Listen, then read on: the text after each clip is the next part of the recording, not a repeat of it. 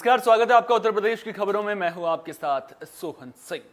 सोमवार की देर शाम मथुरा के थाना गोविंद नगर के मसानी चौराहे पर तेज रफ्तार ट्रैक्टर ने टेंपो में टक्कर मार दी। हादसे में टेंपो में बैठे लोग घायल हो गए।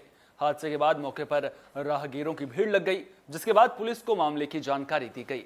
हादसे के बाद ट्रैक्टर चालक मौके से फरार हो गया। राहगीरों ने बताया कि ऑटो चालक अपनी साइड से आ रहा था, तभी सामने से आ रहे तेज रफ्तार ट्रैक्टर चालक ने ऑटो में जोरदार टक्कर मार दी। पुलिस ने घायलों को मथुरा के जिला अस्पताल में भर्ती कराया है। तो मथुरा से सड़क हादसे की खबर सामने आई है, जिसमें टेंपो में बैठी सवारियां घायल हो गई हैं।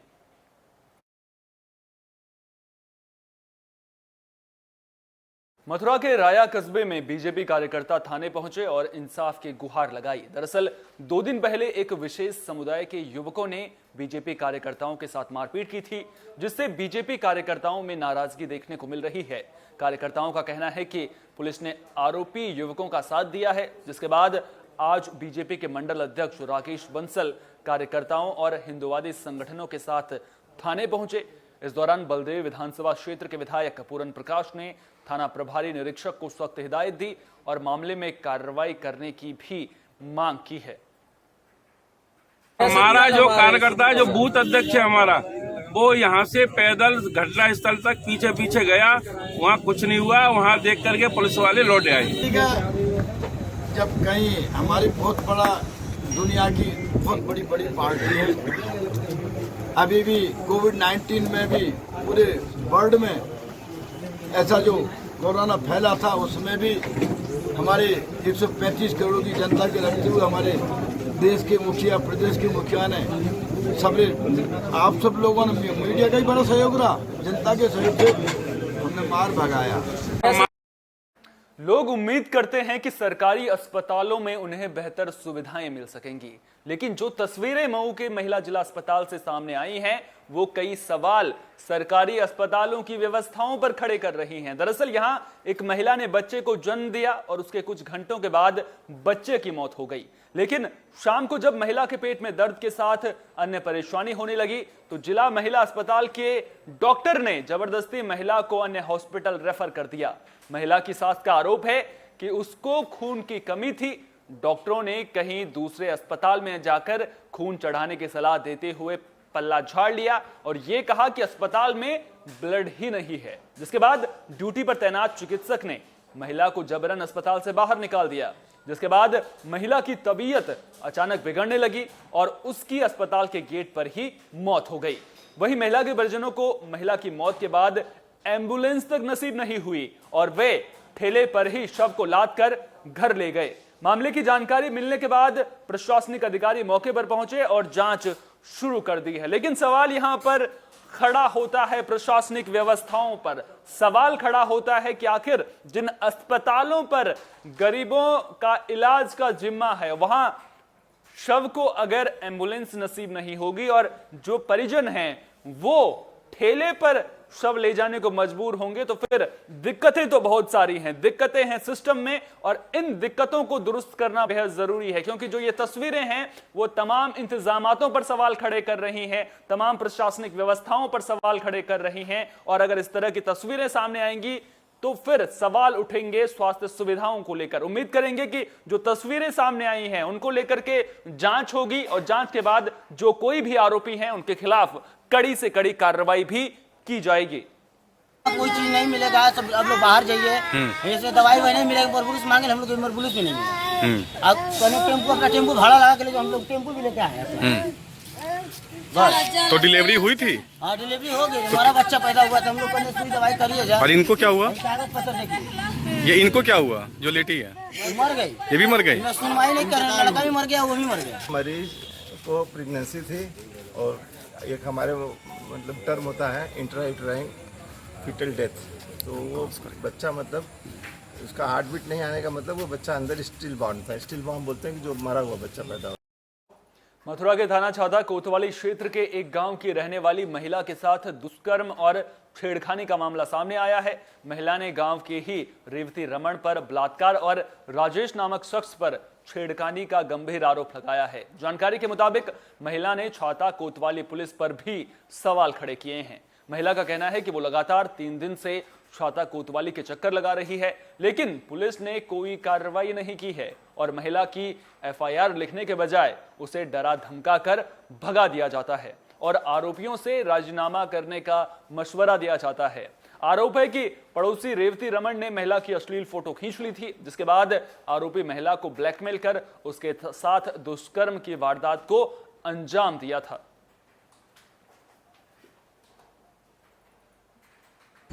उसने आके बोला, पहले तो फोटो खींच लिए, फिर बोला बच्चों को मार दूंगा, जानते अगर तूने मेरे साथ ये सब कुछ नहीं किया।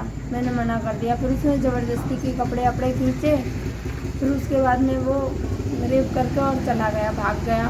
फिर 28 तारीख की रात को वो फिर भी आया, फिर भी उसने ब्लैकमेल किया और बोला फ़ोटो वायरल कर दूंगा, ऐसा वैसा। मैंने बोला मैं अपने पति को बता दूंगी। मेरे पति घर पे नहीं थे, वो चेन्नई में थे। उसने आके बोला।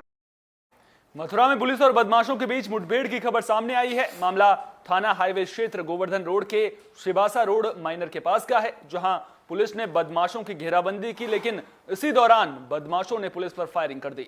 जवाबी कार्रवाई में पुलिस की गोली लगने से 2 बदमाश घायल हो गए।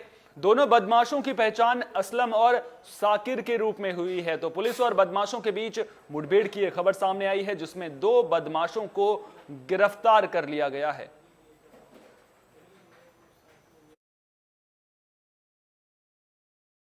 बदायूं के दातागंज कोतवाली से एक मामला सामने आया है। इलाके के एक गांव की रहने वाली किशोरी ने आरोप लगाया है कि वो घर में अकेली थी, तभी गांव के ही 2 लड़के घर में घुस आए। शोर मचाने के बाद आरोपी फरार हो गए।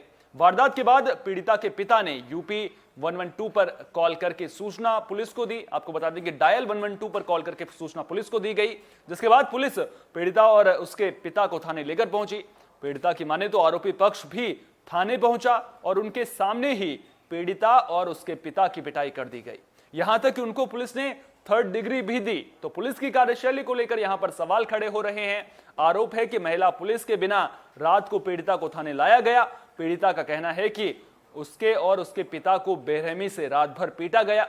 बदायूं की दातागंज पुलिस पर गंभीर आरोप लगे हैं और ऐसे में अभी तक पुलिस के उच्च अधिकारियों की जुबान भी चुप्पी साधे बैठी है। पीड़ितों पर चोट के निशान खुद ब खुद बयां कर रहे हैं कि पीड़िता और उसके पिता के साथ थाने के अंदर कुछ तो ऐसा हुआ है जो 3rd डिग्री की दास्तां बयां कर रहा है। ऐसे में पुलिस के उच्च अधिकारियों को एक्शन लेते हुए तत्काल दातागंज पुलिस की पूरे मामले में भूमिका की जांच करनी चाहिए और दोषियों पर सख्त कानूनी कार्रवाई करनी चाहिए। अब पुलिस की कार्यशैली को लेकर के सवाल खड़े हो रहे हैं। जिस पुलिस प्रशासन से उम्मीद की जाती है कि वो इंसाफ दिलाएगा, पीड़िता अपने पिता के साथ इंसाफ की गुहार लगाने के लिए पुलिस के पास भी पहुंची थी, लेकिन आरोप है कि पुलिस के जो कर्मचारी वहां पर मौजूद थे, उन्होंने ही थाने में जो पीड़ित पक्ष था उसके लोगों को 3rd डिग्री दी है। अब ऐसे में सवाल उठता है कि इस पूरे मामले में जांच कब होगी और जांच के बाद जो कोई भी दोषी है उसके खिलाफ कार्रवाई कब तक की जाएगी।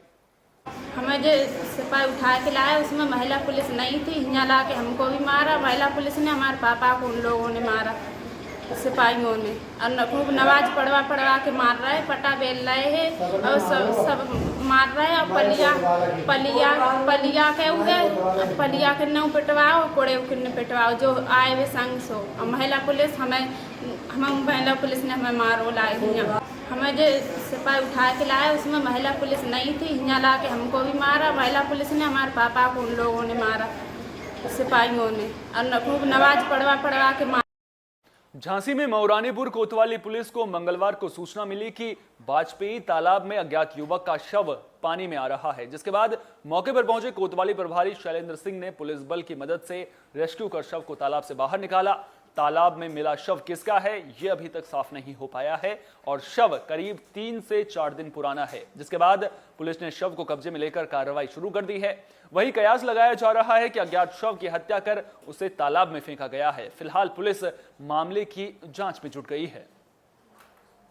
क्या नाम है आपका? जी राजेश राय। राजेश राय, यहाँ क्या घटना हुई है, क्या सूचना मिली थी? सर यहाँ पे एक बॉडी तालाब में उतराती दिखाई दी। जब सुबह लोग शौच क्रिया के लिए यहाँ आते हैं तो उन लोगों ने देखा है कि ये तालाब में क्या उतरा रहा है, तो लोगों ने फिर सूचना दी हम लोगों को, फिर हमने पुलिस स्टाफ को सूचना दी। तो जब जाके पता चला कि यहाँ पर कोई डेड बॉडी है, उसकी शनाख्त नहीं हो पा रही है क्योंकि बॉडी। अगली खबर आपको हैरान कर देगी, परेशान भी कर सकती है। दरअसल मथुरा के राया कस्बे के रेतिया बाजार स्थित एक दुकान से नमकीन का पैकेट खरीदा गया था, लेकिन उस नमकीन के पैकेट में नमकीन नहीं बल्कि मरा हुआ चूहा निकला। नमकीन ब्रांड डिस्ट्रीब्यूटर समेत कंपनी अधिकारियों में इस खबर के आने के बाद हड़कंप मच गया है। इसका वीडियो भी तेजी से वायरल हो रहा है। ये पैकेट अलीगढ़ के पूजन कंपनी का बताया जा रहा है, जिससे लोगों में भी नाराजगी देखने को मिल रही है, क्योंकि इससे बीमारी होने की भी पूरी आशंका है। अब नमकीन के पैकेट में मरा हुआ चूहा कहां से आया, यह अपने आप में बड़ा सवाल है। अब देखना दिलचस्प होगा कि जब इस तरह की खबर सामने आई है, इसके बाद जो कंपनी प्रबंधन है वो पूरे मामले को लेकर क्या कुछ कार्रवाई करता है।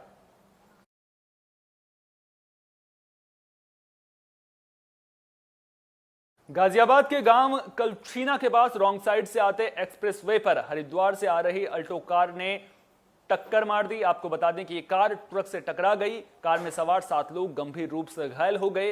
इस हादसे में 5 लोगों की मौत हो गई है और 2 लोग गंभीर रूप से घायल हुए हैं। घायलों को हाईवे पुलिस ने गाजियाबाद के सर्वोदय अस्पताल में भर्ती कराया है, जहां अभी भी उनका उपचार चल रहा है। मृतकों के परिजनों ने बताया कि लखनऊ से रिश्तेदारी में इंदिरापुरम आया परिवार सोनू और शिल्पी की गाड़ी में हरिद्वार नहाने गए थे और लौटते वक्त ये हादसा हो गया। चंडी देवी बिजली से लौट रहे थे शाम के 6 बजे करीब जी।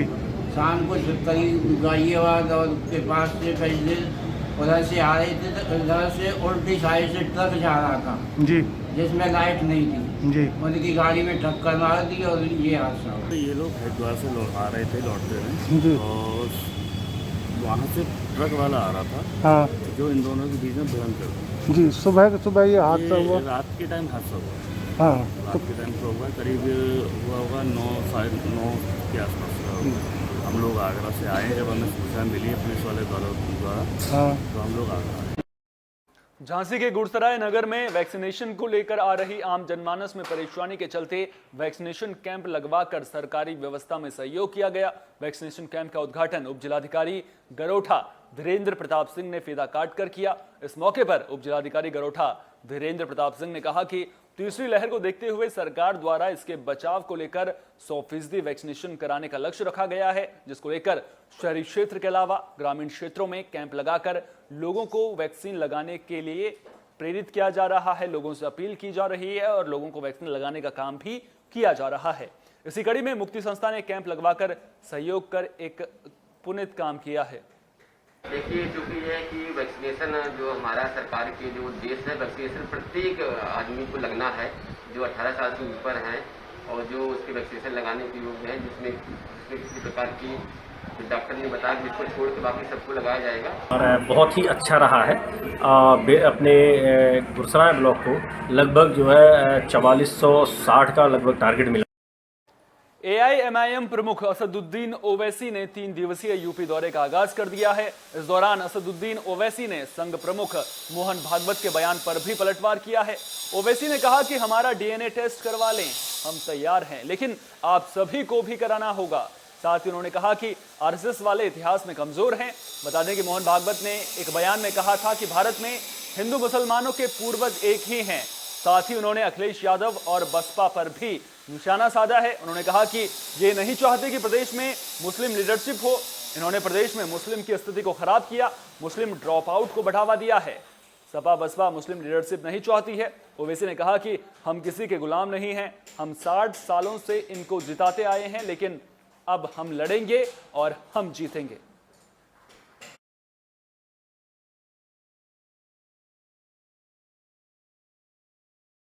इस बुलेटिन में मेरे साथ इतना ही। दीजिए इजाजत, नमस्कार।